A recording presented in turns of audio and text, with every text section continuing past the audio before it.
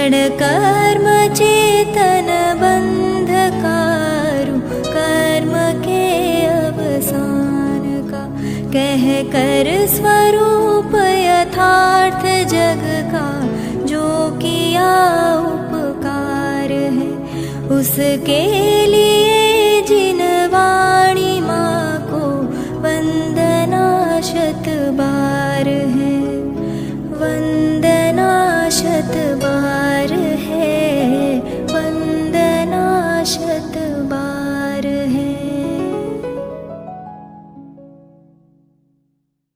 ओम नमः देव्यः, ओम नमः देव्यः। नमो अरहन्ताणं, नमो सिद्धाणं, नमो आयर्याणं, नमो वज्झायाणं, नमो लोये सवसावणम्।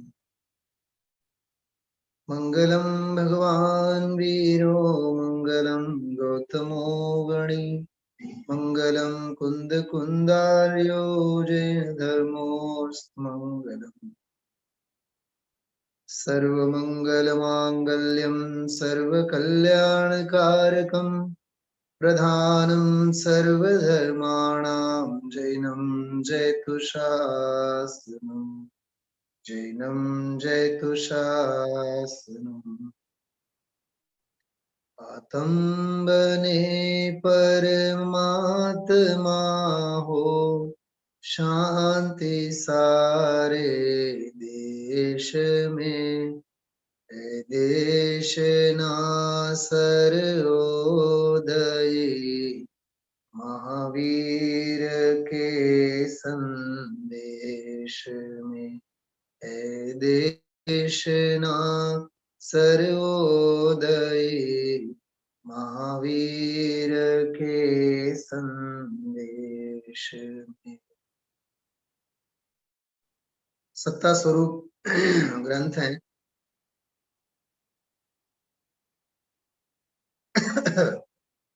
पंडित भागचंद जी की छोटी सी आध्यात्मिक रचना, जिसमें सर्वज्ञ भगवान की सत्ता और वस्तु स्वरूप की सत्ता सिद्ध की है। वस्तु स्वभाव की सत्ता के स्वीकार के बिना आत्म कल्याण का मार्ग, तत्व निर्णय का मार्ग, दुखों के अभाव का मार्ग, सुख की प्राप्ति का मार्ग प्रशस्त नहीं होता, संपन्न नहीं होता। इसलिए आत्म कल्याण के लिए यदि जीव को आगे बढ़ना है तो एक ही उपाय है, और उस उपाय का नाम है धर्म की पहचान, तत्व की पहचान, धर्मात्मा की पहचान, परम आराध्य सर्वज्ञ देव की पहचान, देव शास्त्र गुरु का निर्णय, छह द्रव्य सात तत्व का निर्णय, वस्तु स्वरूप का निर्णय, आपा पर का निर्णय, आत्मा का निर्णय, कई अपेक्षा से अनेक प्रकार से हम आप लोग इसकी व्याख्या कर सकते हैं। बहुत सारी बातें सत्ता स्वरूप के स्वाध्याय में हम आप लोगों ने की है। आगम अभ्यास की दुर्लभता, मनुष्य पर्याय की दुर्लभता, आर्य कुल जैन कुल की दुर्लभता, तत्वाभ्यास की दुर्लभता, कितनी लंबी सूची तैयार हो सकती है। कुल मिलाकर के धर्म आराधना के लिए, धर्म के क्षेत्र में प्रवेशने के लिए धर्मेश्वर अर्थात तीर्थंकर भगवंतों के द्वारा जो धर्म का प्रचार प्रसार किया गया, जिस धर्म की व्याख्या समझाई गई, जिस धर्म को सिद्ध किया गया, प्रसिद्ध किया गया, उसकी श्रद्धा, उसका ज्ञान और उसके अनुरूप अपना जीवन पवित्र होना जरूरी है। सहज ही आज यही विषय धर्म से संबंधित परमात्म प्रकाश की दूसरे भाग के अंतर्गत 68वीं गाथा में चर्चा आई।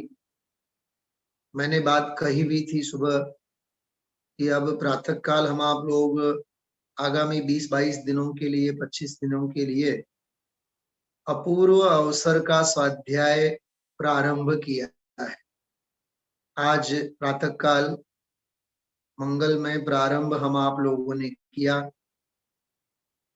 तो आगामी 2-3 सप्ताह में कृपालु देव श्रीमद् राजचंद्र जी के साहित्य में से अनगिनत ज्ञान और वैराग्य के बोलों का, पत्रों के अंशों का, उनके गद्य और पद्य में उद्गारों का, काव्य पंक्तियों का हम आप लोग आनंद लेंगे। अपूर्व अवसर काव्य की तो चर्चा साथ में करेंगे ही, लेकिन ये 3 सप्ताह का हम आप लोगों का प्रातः काल में जो है वह स्वाध्याय चिंतन का मूल प्रकरण और प्रमेय श्रीमद् जी का साहित्य रहेगा। तो प्रातः मैंने इस बात की चर्चा भी की थी कि गुरुदेव श्री के प्रातः काल के व्याख्यान से संबंधित विशिष्ट प्रमेयों की चर्चा मैं सायंकाल के ही स्वाध्याय में करूंगा। उसी क्रम में यह 68वीं गाथा जो गुरुदेव श्री ने आज ली थी, केवल मैं मूल बिंदु की बात करूंगा। 66 नंबर की गाथा में पुण्य और पाप से संबंधित विशेष प्रकरण वहां पूरा हुआ 14 श्लोकों में, 53 से लेकर के 66 तक। 67, 68, 69, 70 और 71 इन 5 गाथाओं में, 5 श्लोकों में, 5 दोहों में योगिंदु देव ने शुद्धोपयोग से संबंधित चर्चा की। उसमें 67 नंबर की गाथा कल पूरी हुई, आज 68 नंबर की गाथा गुरुदेव श्री ने ली थी। सारा विषय शुद्धोपयोग से संबंधित है।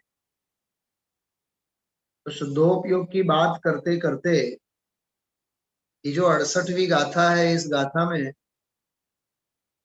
निश्चय से, परमार्थ से शुद्ध भाव ही धर्म है, ऐसा कहा। शुद्ध भाव से मतलब वीतराग परिणति, जिसमें पुण्य नहीं, पाप नहीं, सरागपना जिसमें नहीं है, कषाय का लवलेश जिसमें नहीं है, अप्रशस्त राग भी नहीं है और प्रशस्त राग भी नहीं है, पर सन्मुख कोई परिणति नहीं है, क्योंकि पर सन्मुख परिणति मात्र का नाम अशुद्ध परिणति है, और स्व सन्मुख स्वभाव में स्वरूप में परिणति का नाम धर्म है। वह शुद्ध भाव कहलाता है, वह शुद्धोपयोग कहलाता है।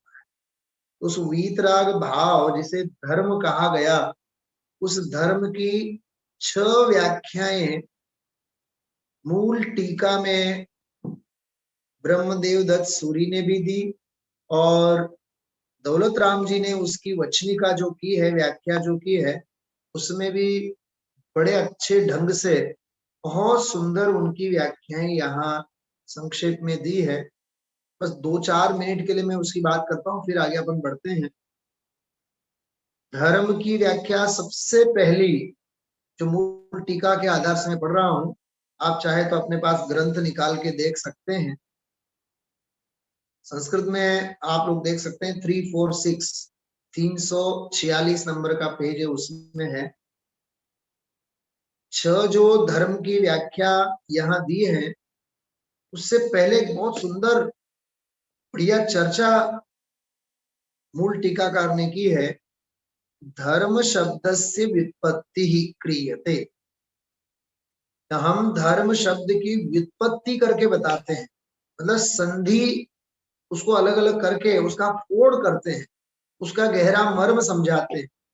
संसारे पतंतम प्राणिनम, संसार में गिरने वाले, संसार में डूबने वाले ऐसे जो जीव हैं, उन जीवों को संसारे पतंतम प्राणिनम उद्धृत्य, उन्हें वहां से निकालकर नरेंद्र नागेंद्र देवेंद्र वंदे मोक्ष पदे, जो मोक्ष पद में धरती इति धर्म, उसे धर्म कहते हैं।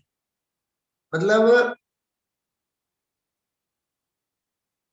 देविंद विंद वंदम, देवेंद्रों के द्वारा, नरेंद्र के द्वारा, नरेंद्र मतलब चक्रवर्ती के द्वारा, नागेंद्र के द्वारा, जितने भी भवनाले चालीसा विंतर देवान होती बत्तीसा चंदो सूरो, ये जितने जो भी भवनवासी, अंतरवासी, ज्योतिषवासी और नरो तिरियो, ये जो भी कहा जाता है, कहने का मतलब 100 इंद्रों के द्वारा जो वंदित हैं, ऐसा जो मोक्ष पद है, उस मोक्ष पद में जो धरता है, मतलब वहां पहुंचाता है, उसे कहते हैं धर्म।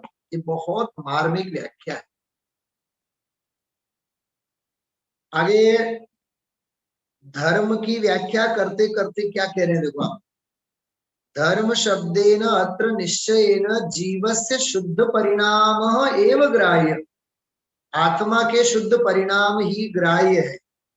अब उसमें कहते हैं तस्य तु मध्ये, उनमें वीतराग सर्वज्ञ प्रणीत नय विभागे न, वीतरागी सर्वज्ञ भगवंतों के द्वारा जो नए विभाग हैं, नयों की चर्चा आती है, उन नए विभागों से, नयों की अपेक्षाओं से सर्वे धर्मा अंतर्भूता लभ्यन्ते, सारे धर्म उसमें अंतर्भूत होते हैं। सारे धर्म मतलब अन्य धर्मों की राग द्वेष की कुधर्म वाली बात नहीं है, धर्म की सारी व्याख्याएं उसमें अंतर्भूत होती हैं जो जिनागम में कही गई।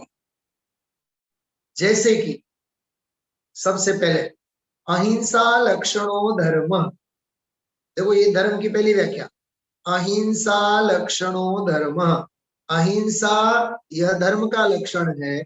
सो अपि मतलब वह भी जीव शुद्ध भावम विना न संभवति, जीव के शुद्ध भाव के बिना संभव नहीं। अहिंसा में जो धर्म है, तो राग द्वेष बिना की जो परिणति है, वह भी जीव की शुद्धि के बिना संभव नहीं है। मूल बात तो वो है ना, शुद्ध भाव वही धर्म है। तो अहिंसा धर्म कहा पहला, वो भी इसमें अंतर्गर्भित है। दूसरा सागार अनगार लक्षणों धर्म, सागार मतलब श्रावक धर्म, अनगार मतलब मुनि धर्म। तो श्रावक धर्म और मुनि धर्म जो कहा जाता है, सो अपि तथैव, वह भी उसी प्रकार वहां अंतर्भूत होता है, शुद्ध भाव से ही वह भी संभव है। दो हो गए। तीसरी बात उसमें उन्होंने बात लिखी है, उत्तम क्षमादि दशविधो धर्म सो अपि जीव शुद्ध भावम अपेक्षित। कि उत्तम क्षमादि जो 10 धर्म है, जो आजकल हम आप लोग 10 लक्षण धर्म अभी चल ही रहे हैं, आज उत्तम संयम धर्म का ही दिवस है। तो उत्तम क्षमादि जो 10 धर्म कहे जाते हैं, वह भी जीव शुद्ध भावम अपेक्षित, जीव के शुद्ध भाव की अपेक्षा से ही है। हो गए, 3 हो गए। चौथा सदृष्टि ज्ञान वृत्तानि धर्मम धर्मेश्वर स्वराहा विदुः, ये रत्नवण श्रावकाचार्य का श्लोक। सदृष्टि ज्ञान वृत्तानि, सदृष्टि मतलब सम्यक दर्शन, ज्ञान मतलब सम्यक ज्ञान, और वृत्त मतलब चारित्र। तो सम्यक दर्शन, सम्यक ज्ञान और सम्यक चारित्र ये धर्म है। धर्मेश्वराहा विदुः, धर्मेश्वर तीर्थंकर भगवंतों ने ये कहा है, और आगे की पंक्तियां नहीं लिखी है लेकिन मूल में ऐसे आती है। तदीय यदीय प्रत्यनीकानि भवन्ति भव पद्धति, तो सम्यक दर्शन ज्ञान और चारित्र से जो विपरीत है, वो प्रत्यनीकानि मतलब उससे विपरीत जो है, वे भवन्ति, वे भव पद्धति ही भवन्ति, वे भव पद्धति मतलब भव के मार्ग है, वो संसार के कारण है। ये रत्नवण श्रावकाचार्य का श्लोक। 4 हो गए। अब 5वां देखिए, अब कितनी सुंदर व्याख्या है। राग द्वेष मोह रहित परिणामो धर्म, बहुत सुंदर बात है। राग द्वेष मोह से रहित जो परिणाम है, वह कहलाता है धर्म। राग द्वेष से रहित जो आत्मा का परिणाम है, सच में वही धर्म है। और वह धर्म जो है, वह धर्म भी सो अपि शुद्ध जीव शुद्ध स्वभावे एव, शुद्ध स्वभाव भाव होवे तो ही वह धर्म संभव है। 5 हो गए। छठा, वस्तु स्वभावो धर्म, वस्तु का स्वभाव धर्म कहलाता है। ये बहुत फेमस है, बहुत प्रसिद्ध है। वस्तु स्वभावो धम्मो, ये कार्तिकेयान प्रेक्षा में एक गाथा आती है, 476 नंबर की गाथा, 476। उस एक गाथा में 4 व्याख्याएं आती है। धम्मो वस्तु स्वभावो, मतलब धर्म जो है वह वस्तु का स्वभाव है। एवं गुण विशिष्टो धर्म चतुर्गति दुखेशु पतंतम जीवम धरति इति धर्म, चारों गतियों में गिरने वाले, चारों गतियों में भटकने वाले जीवों को निकाल निकाल करके जो मोक्ष में स्थापित करते हैं उसे धर्म कहते हैं। ये 6 व्याख्याएं, 6 परिभाषाएं, बहुत मार्मिक परिभाषाएं हैं। इनकी चर्चा आज के स्वाध्याय में पूज्य गुरुदेव श्री ने की थी, और बाकी तो इसका विस्तार तो उन्होंने बहुत सारा किया था। तो यह व्याख्यान मूलतः पढ़ने लायक, समझने लायक, कई प्रश्नोत्तरी के रूप में भी इसमें चर्चा हुई, और सामने वाले श्रोताओं की, शिष्यों की जो मन की कुछ शंकाएं, कुछ आग्रह होते हैं, कुछ मान्यता परक होते हैं, उनका भी बड़ा अच्छा समाधान गुरुदेव ने इसमें किया है। और आगम प्रमाण भी कई सारे दिए हैं। तो आगम के आलोक में हम आप लोगों को यह विषय जो है, यह विषय खास करके 68वीं गाथा का बहुत बहुत मार्मिक, समझने जैसा और बहुत ही गंभीर ऐसा विषय है। तो उसका आप लोग जरूर जरूर स्वाध्याय, चिंतन, मनन करें। बराबर इसी मंगल भावना के साथ इस विषय को मैं यहाँ विराम लेता हूँ, और आगे अपना सत्ता स्वरूप का जो विषय चल रहा है उसकी बात करते हैं। देखिए, हम आप लोगों ने बात इसमें की थी, मोह से पीड़ित जीव, कषाय से पीड़ित जीव जो दुखी है, जे त्रिभुवन में जीव अनंत, सुख चाहे दुख ते भयवंत, ताते दुख हारी सुखकार, कहे सिख गुरु करुणाधार। ये जो अद्भुत कथन आता है, जितने भी संसार में जीव हैं वे सारे जीव सुखी होना चाहते हैं और दुखों का अभाव करना चाहते हैं। लेकिन दुखों का अभाव करना तभी संभव है जब सुखी होने के उपाय बताने वाले सर्वज्ञ भगवान की पहचान हो, निर्ग्रंथ गुरुओं की पहचान हो, माँ जिनवाणी जिनागम की पहचान हो, तभी संभव है।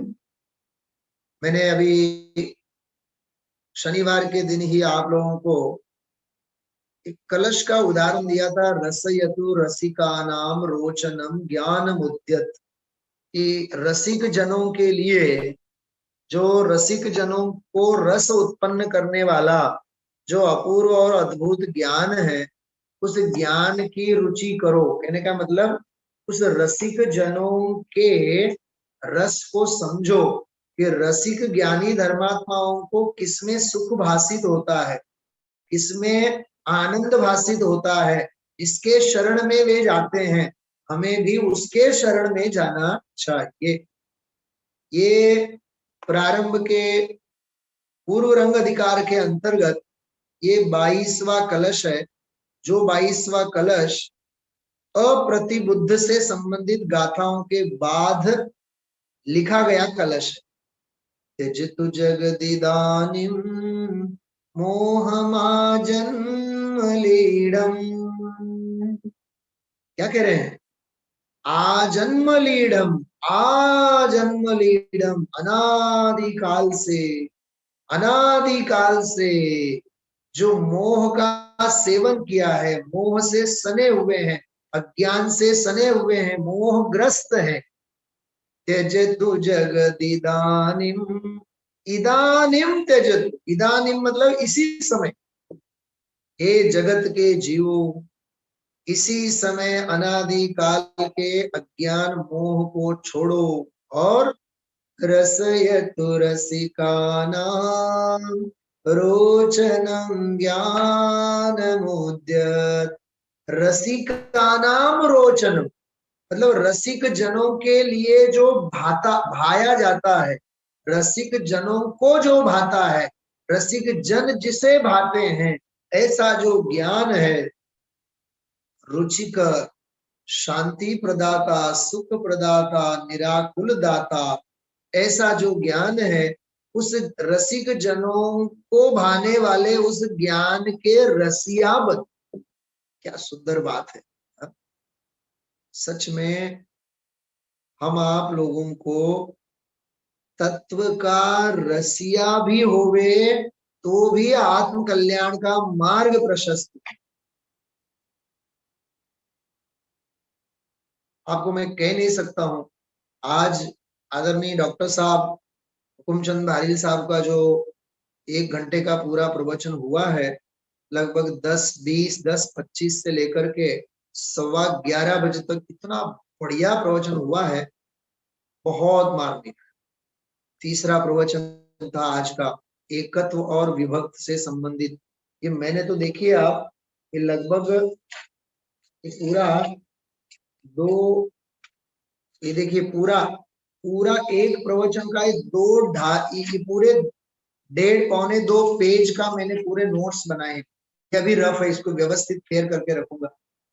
अरे हम एकत्व विभक्त भगवान आत्मा की, धर्म की, समय सार की बातें करते हैं, हमारी पर द्रव्यों में, संसार शरीर भोगों में न एकत्व बुद्धि छूटती है, न ममत्व बुद्धि छूटती है, न कर्तृत्व बुद्धि छूटती है, न भोक्तृत्व बुद्धि छूटती है। और अनुकूल और प्रतिकूल प्रसंगों में पुण्य और पाप संबंधी इष्टानिष्ट बुद्धि तो और चलती है।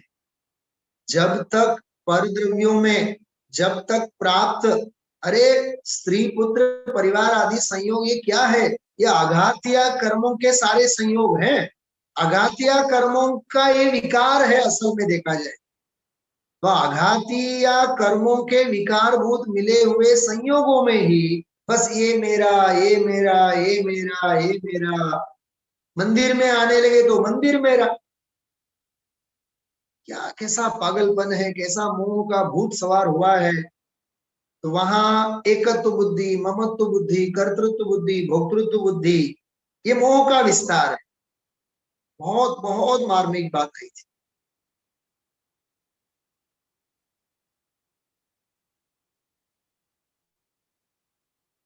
समय सार का सार 25 प्रवचन है, बड़ा ग्रंथ है। उसमें 8वां प्रवचन है। उस प्रवचन में भी आप लोग एक मार्मिक प्रकरण को देख सकते हैं।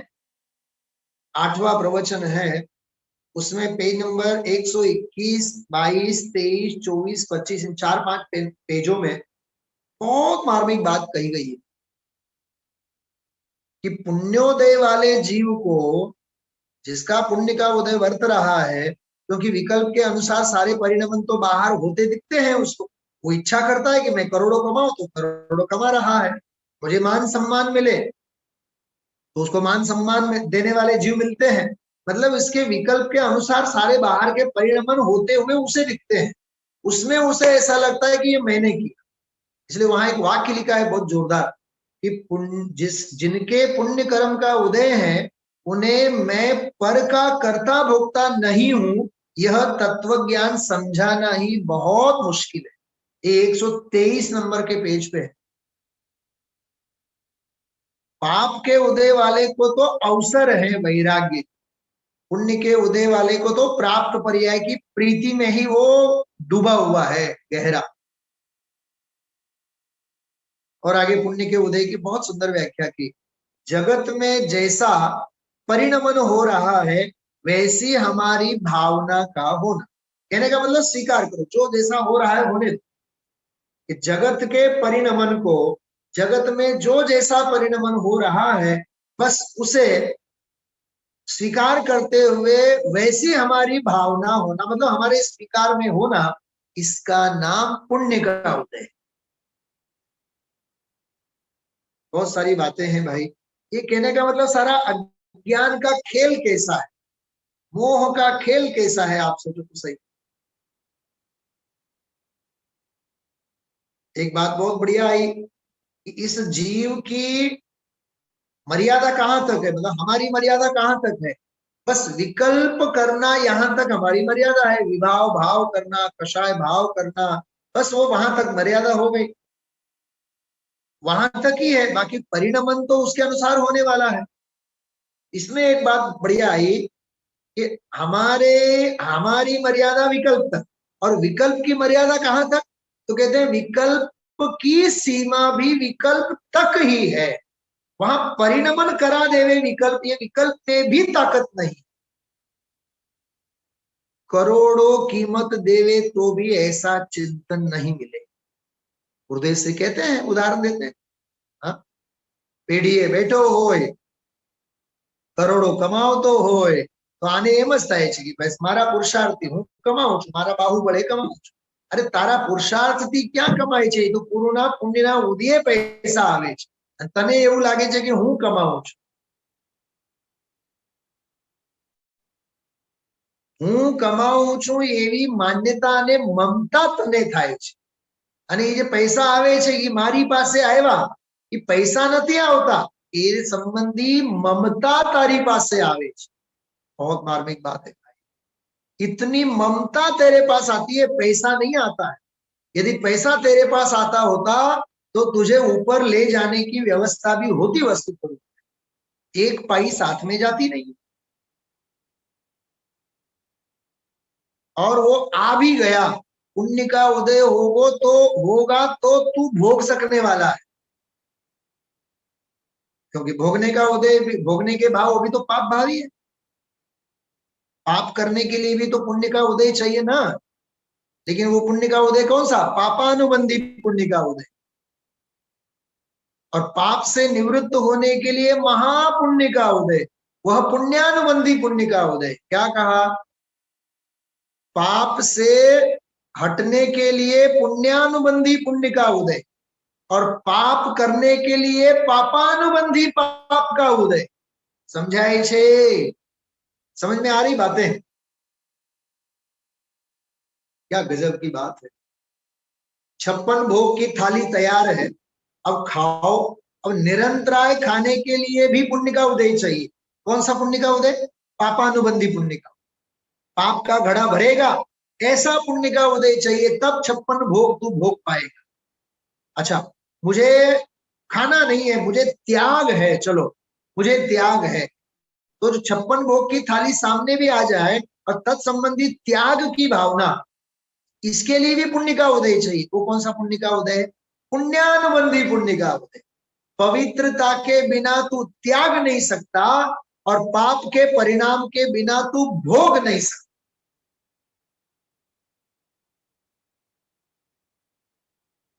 बोलो, ये ऐसा मनोरोग अनादि का है। इसके लिए सर्वज्ञ भगवान की पहचान, हाँ, इसके लिए देव गुरु धर्म की पहचान कितनी जरूरी है, विचार तो करो। हाँ, इसलिए 1 घंटे 2 घंटे का ये काम नहीं है, 24 घंटों इसकी आराधना होनी चाहिए। 24 घंटे अपने चिंतन मनन में ये चलना चाहिए। और असल में तो बात ये है, संयोग तो संयोगों के घर में है, हम हमारे में है, संयोग संयोग में है। जड़ भावे जड़ परिणमे, चेतन चेतन माही, कोई कोई पलटे नहीं, छोड़ी आप स्वभाव। फिर भी सारा नाटक चल रहा है, मान्यता का नाटक चल रहा है। उपजे मोह विकल्प थी समस्त संसार,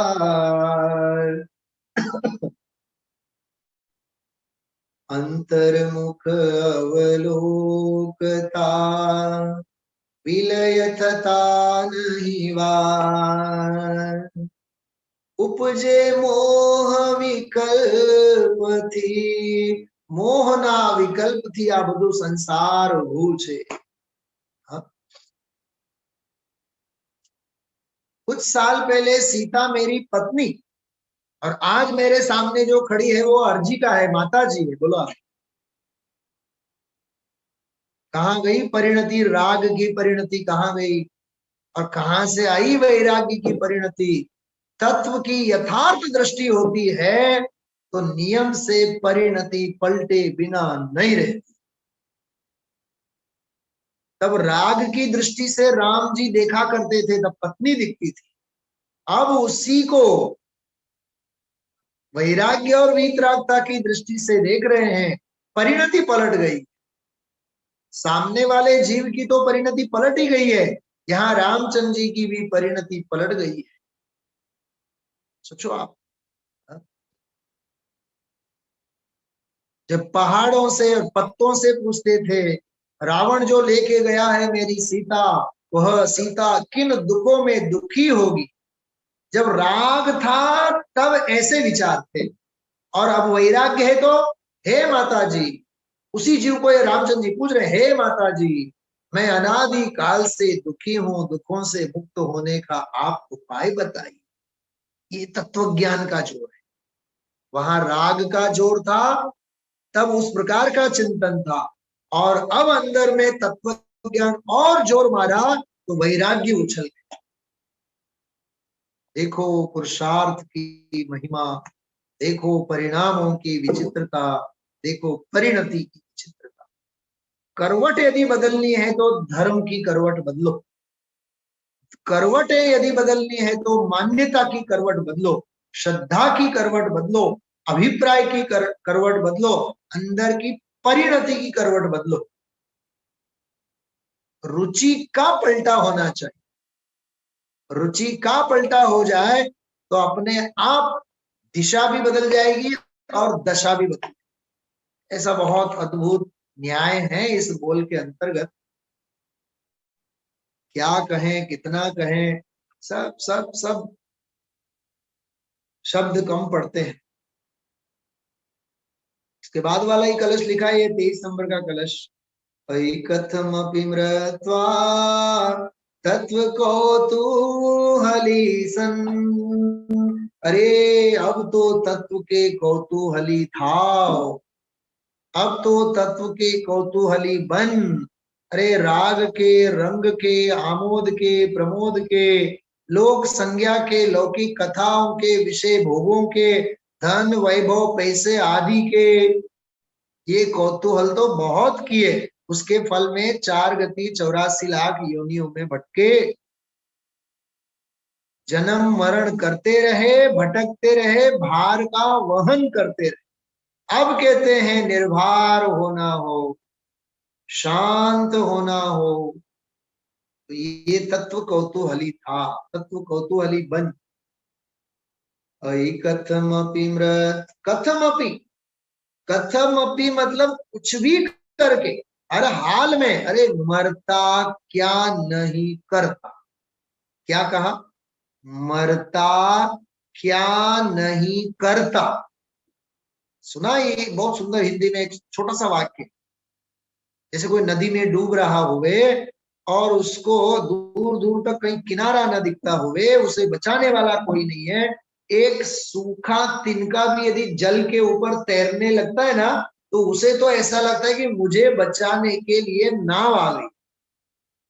बोलो, एक तिनका भी नाव लगे उसको, लेकिन जब बचने के लक्षण हो उसमें, तब भव्यता, उसमें भव्यता जागृत होती होवे तो, और अभव्य जैसी दृष्टि होवे तो बचाने के लिए नाव आ जावे तो भी नाव का स्वीकार न करे। क्या गजब की बात है। कथमपि मृत्वा तत्व कौतूहली सन। अनुभव भव मूर्ते पार्श्ववर्ती मुहूर्तम। तेजसी जगति मूर्त्या साक में प्रतगत विलसन्तं स्वं समालोक्येन। त्यजसि जगति मूर्त्या साकमेकत्वमोहम्। यदि यह आत्मा दो घड़ी भी पुद्गल द्रव्य से भिन्न, देह से भिन्न, संयोग से भिन्न, संसार से भिन्न अपने शुद्ध स्वरूप का अनुभव करे, लीन होवे, परिशह के आने पर भी डिगे नहीं, घातिया कर्मों का नाश करके केवल ज्ञान को प्राप्त करके मुक्ति को प्राप्त करता है। आत्मानुभव की ऐसी ही महिमा है। इसलिए श्री गुरु मुख्यतया उस भेद ज्ञान का उपदेश देते। ऐसा है अद्भुत भाई। इसलिए ऐसे ज्ञानी धर्मात्माओं के सामने जब जीव प्रस्तुत होता है तो हृदय में प्रसन्नता होती है, हृदय में खूब महिमा आती है, मानो मेरे तारणहार मुझे मिल गए। समझो ना, आप उदाहरण के रूप में अपने कोई सगे संबंधी बुजुर्ग हॉस्पिटल में, अपना बेटा ही हो, अपनी बेटी हो, अपनी पत्नी हो, अपना पति हो, कोई भी हो, समझो आप, उसकी सेवा में हम लगे हुए हैं। 1 घंटा हो गया, 2 घंटा हो गया, 3 घंटा हो गया, डॉक्टर नहीं आया, अभी देख के गए हुए, एडमिट है, ऐसा केस। सुबह 10 बजे का डॉक्टर का विजिट हो गया, राउंड के लिए आते हैं ना, सुबह सुबह एक बार राउंड मारते हैं सुबह, फिर दोपहर एक आध बार आएंगे, नहीं तो शाम को एक आध बार आएंगे। तो सुबह समझो 9 बजे का टाइमिंग हो डॉक्टर का विजिट का, सुबह 6 बजे से लेकर के हम कितना बन ठन करके तैयार हो करके वहां बैठते हैं, आप सोचो से। 6 से 6:30, 7, 7:30, 8, क्या विचार आते हैं बताओ आप मुझे। वो जो बीमार है वो मरेगा, ये विचार आते हैं? नहीं नहीं नहीं, 9 बज रहे हैं ना, आधा घंटा बाकी है, पौन घंटा बाकी है, 1 घंटा बाकी है, बस अभी साहब आ जाएंगे, अभी डॉक्टर साहब आ जाएंगे। और डॉक्टर की एंट्री जैसी ही होती है उस अपने रूम में, आईसीयू में, कैसा लगता है? ऐसा नहीं लगता है मानो संजीवनी लेकर के आए हो हनुमान जी की तरह? हाँ, क्या कहा मैंने?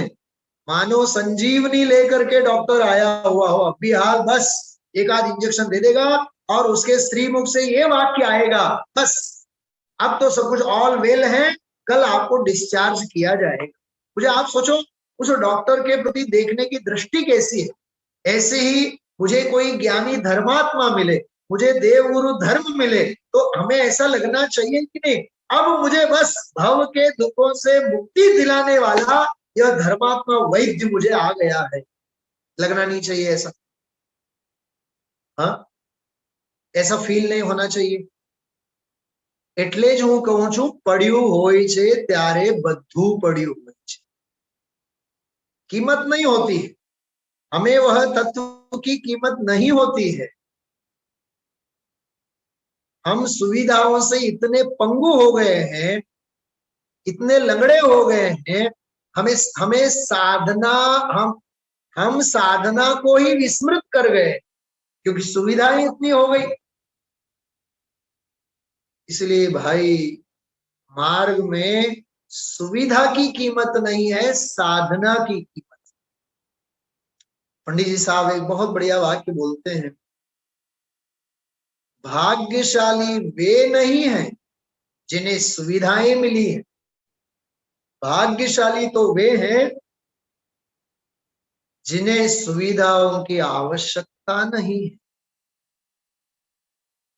अरे हम किसी के मोहताज नहीं है, हम अपने बलबूते, हम अपना आत्म कल्याण का मार्ग प्रशस्त करें। स्वाधीनता का मार्ग तो निर्ग्रंथ मार्ग है। अरे स्वाधीनता का मार्ग तो निर्ग्रंथ का, स्वाधीन बनो, निर्ग्रंथ बनो, कल्याण के मार्ग में आओ। अरे न किसी की तो अपेक्षा रहेगी नहीं, पुण्योदय की भी अपेक्षा नहीं रहे। ग्रीष्म ऋतु शिखर के ऊपर वो तो धीरज धारे ध्यान दे। इसी दशा विचार तो करो आप।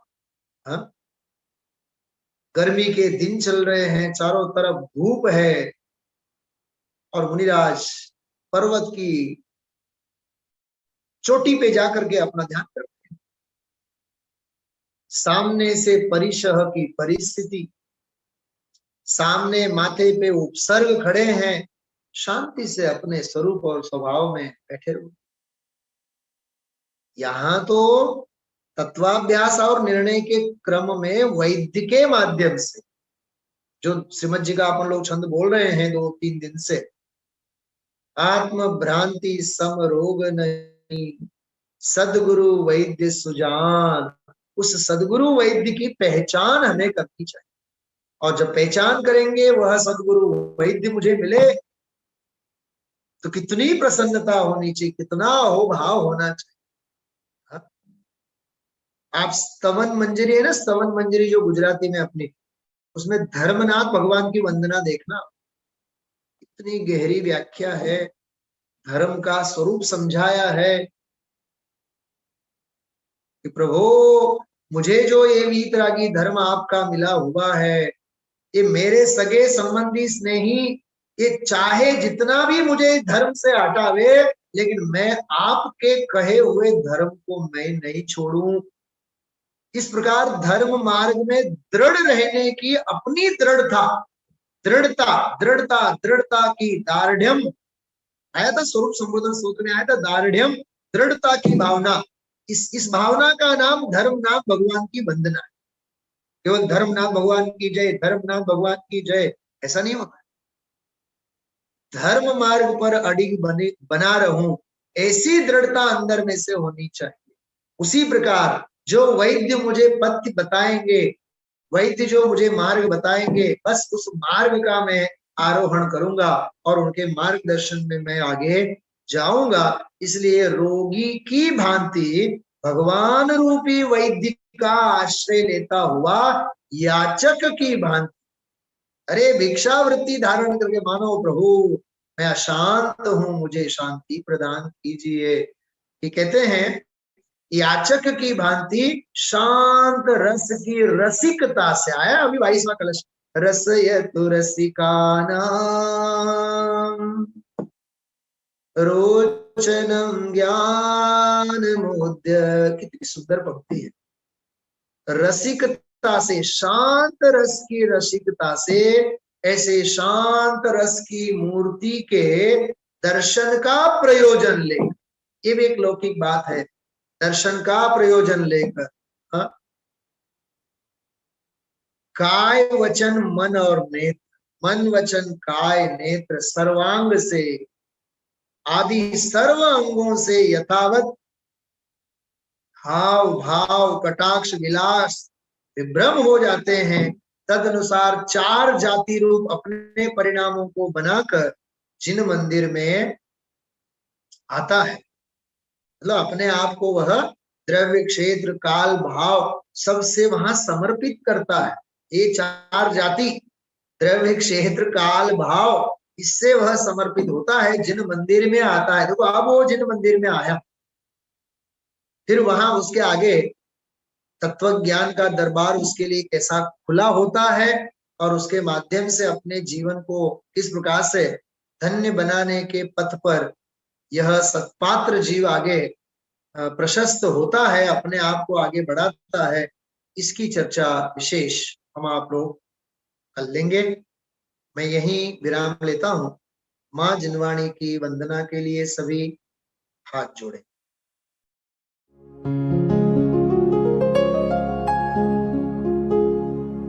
निज निधि निज में बताए, यह अनंत उपकार है उसके लिए जिन वाणी माँ को वंदना शत बार है, वंदना शत बार है, वंदना शत बार है।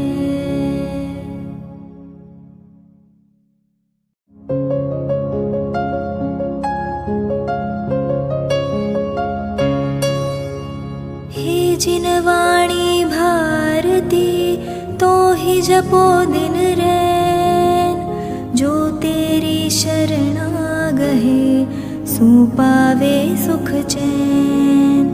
जा वाणी के ज्ञान ते सूझे लोकालोक, सो वाणी मस्तक नवो सदा देत हो ढोक, सदा देत हो ढोक।